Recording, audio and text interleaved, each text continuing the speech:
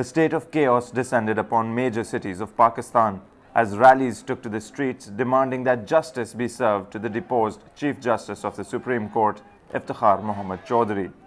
As Justice Chaudhry's hearing began in Islamabad today amid great hype in a show of support, the opposition parties observed a nationwide strike marked by charged protests. Security around Islamabad, Lahore and Karachi was on high alert. However, bands of lawyers broke barricades as they marched through the streets, shouting anti-government slogans. Streets leading to the Supreme Court in Islamabad were cordoned off and aerial surveillance was in place. In an effort to curb the protests, members of the opposition, including Maulana Fazlur Rahman, Qazi Hussain Ahmad and Hafiz Hussain Ahmad, who were leading rallies in the capital city, were temporarily taken into custody. Also arrested was former President Rafiq Tarar, who was leading a demonstration in Lahore. As the mayhem surrounding the hearing continued, some speculated that in a deliberate attempt, telephone lines across the country were not functioning today. Also, the media was not being permitted to cover the Supreme Judicial Council hearing, where a 5-member bench of the Supreme Court, comprising of Acting Chief Justice Javed Iqbal, Justice Abdul Hamid Dogar, Justice Sardar Raza Khan, Justice Iftikhar Hussain Chaudhry and Justice Sabiuddin Ahmed were to hear the presidential reference. However, the media was not to be deterred. Many Pakistani channels and their teams took their places outside the Supreme Court, with Geo News leading the way. Geo's television's top analyst and senior journalist Kamran Khan had been making a mark with his candid style and was warned the night before to discontinue his daily program, Today with Kamran Khan. However, Kamran Khan remained on air and Geo News' timely reporting and in-depth analysis continued. And those who don't stop when asked to have to deal with serious consequences, and Geo News had to pay. A little after 4 p.m. Pakistan Standard Time, dozens of members of the Punjab Police barged into the Geo News Islamabad bureau. They forced their way into the office, manhandling Geo staff members and the Islamabad bureau chief.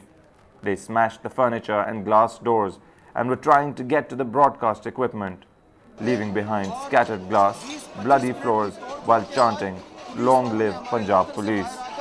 Punjab police जिंदाबाद के नारे लगाए और एक inspector अपने mobile phone पर किसी को रिपोर्ट कर रहा था कि सर हमने अपना ऑपरेशन मुकम्मल कर लिया है. The Karachi staff of Geo were not spared either.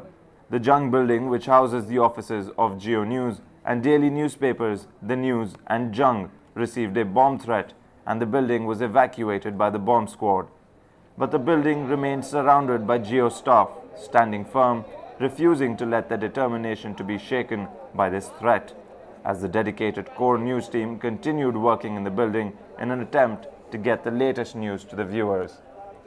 This is the first time in 60 years that the freedom of the press has been blatantly threatened to this extent by the government, and tremendous pressure has been placed on censoring an important news event.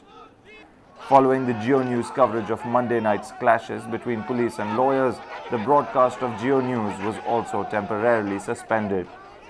While the President of Pakistan, General Pervez Musharraf, has condemned the attack and apologized to Geo, पहली चीज तो ये है कि मैं apologize करना चाहूँगा कि ये इतना बड़ा हादसा बिल्कुल नहीं होना चाहिए था. The international media watchdogs like Reporters Without Borders and the Committee to Protect Journalists have condemned the attack and still protest against censorship of news media in Pakistan. We see the today's assault on Geo and the Daily Jung as well as a culmination really of the government's increasingly heavy-handed tactics towards the media. The situation in Pakistan has just gotten increasingly worse as President Bashar has become more isolated, and we see this sort of thing continuing, not this just being a one-off incident. While in the spirit of true journalism, the staff at Geo News continue to stand tall, protesting against the violation of their rights, wearing black armbands as they continue their critical coverage. Every moment of every hour, their motto remains strong: Geo, live and let live.